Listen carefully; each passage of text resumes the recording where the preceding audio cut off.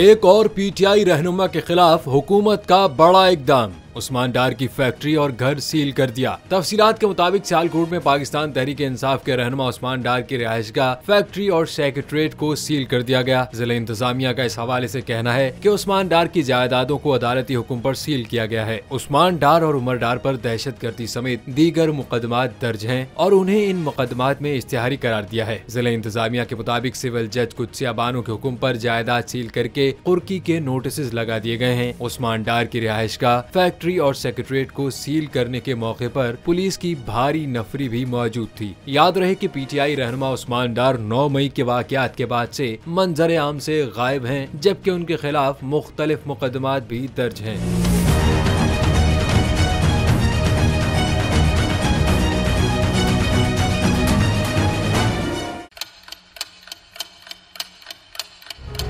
आप लोग इस मुल्क पाकिस्तान में आजाद है।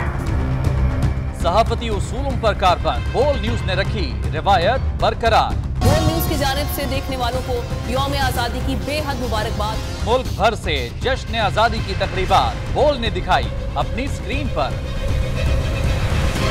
पाकिस्तान के 76वें यौम आजादी का जश्न बोल ने सुनाई पाकिस्तान जिंदाबाद के नारों की गूंज।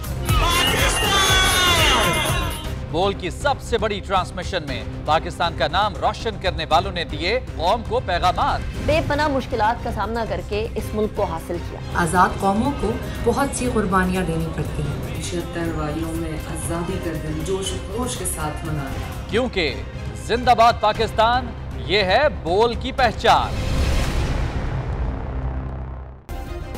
सब्सक्राइब करें और बेल दबाएं ताकि कोई खबर रह न जाए।